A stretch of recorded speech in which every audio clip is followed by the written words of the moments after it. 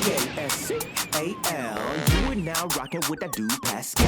What's up, y'all? When we think we're done, as I've been saying a million times over, when we think that we're done with Diddy, and especially now that we're in the closing arguments segment of his trial, his huge federal trial right now, you'd think that we would be done with these lawsuits because he already has received a tidal wave of civil lawsuits. Okay, that even if he's found not guilty, if he's exonerated on all charges, he still has to answer to all the civil lawsuits that he has been getting or that he's already got.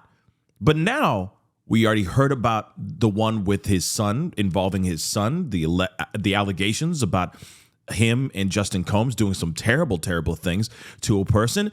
And now we have a new one, okay? Basically saying that he said, you about to get that Diddy love before he actually attacked a man. Now, what's interesting about this one, too, is that this particular person is not hiding behind a pseudonym. No. There is no John Doe, Jane Doe, or anything like that at all. They're using their government name in this particular lawsuit. And what's interesting about this one is that, well, the information that is being said, how this guy is lured in.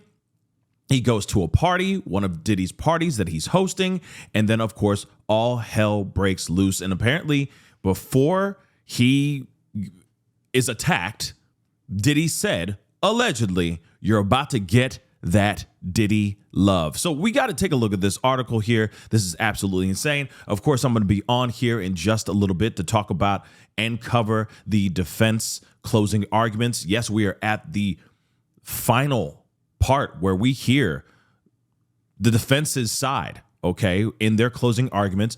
And I'm quite curious how they're going to wrap this thing up in a nice freak off diddler bow. It's going to be very interesting, and I think it's going to be worth the watch. So be sure to tune in when I am live, which will be in just a little bit. But here it is, guys. This is some crazy stuff. This dropped yesterday. Wanted to share this with y'all before the chaos ensues today for this defense closing argument. So here it is.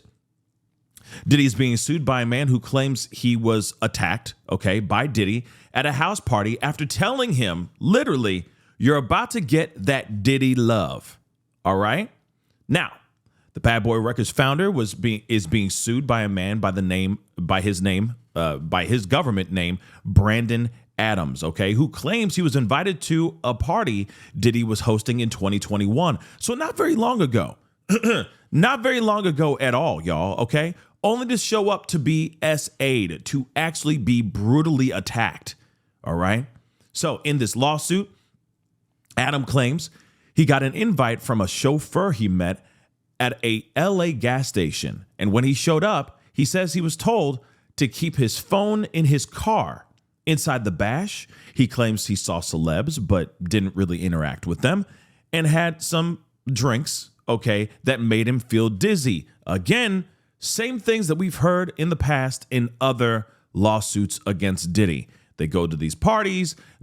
Some tell us that they sign an NDA and they have to hand over their phone to some sort of security guard. They go into the party. They see a whole bunch of A-listers, big time celebrities. They drink something. They feel dizzy, and then all hell breaks loose. Right? Of course, then crimes happen. So, at this accuser, okay, Brendan Adams, he claims he found an empty bedroom. We've heard this kind of same MO, same pattern. He was feeling dizzy. He went searching for an empty bedroom, and he collapsed onto the bed and fell unconscious.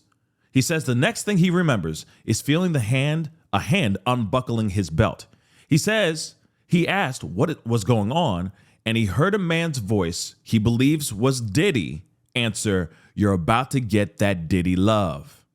Now that's interesting that Trump is there with Diddy.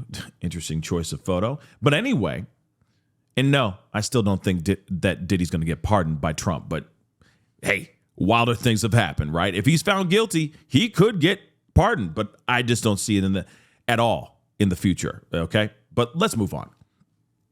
In the suit, Adams claims he was rolled from his stomach to his side and told, don't worry, You're about to get a great massage. He says he turned his head and saw Diddy attacking him, okay? Adams claims he tried to protest.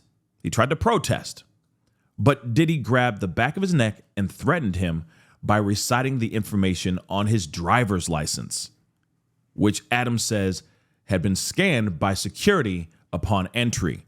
So, I mean, there's a whole lot of numbers and addresses and all that stuff. I mean, I'd be impressed if a heavily, drunk, let's just say, Diddy can remember all that stuff. But hey, like I said, wilder things have happened.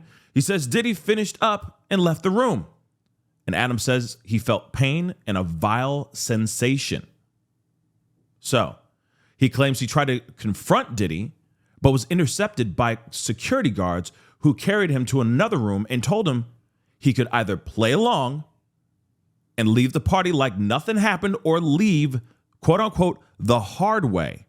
He says he played along and was told to sign an NDA. Then that's when he was told to sign an NDA. Interesting, right? Very interesting.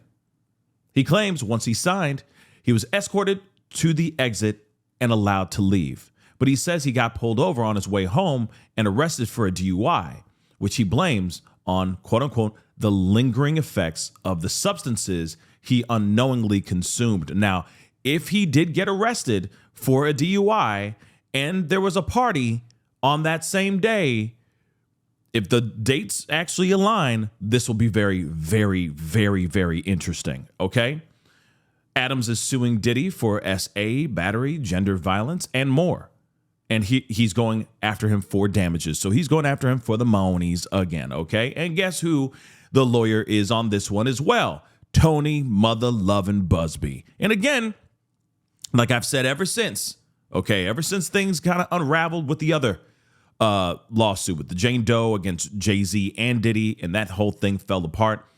I, of course, would want to see the receipts, because him saying that he was arrested for a DUI on the same night that there was a Diddy party and that Diddy did a crime on him.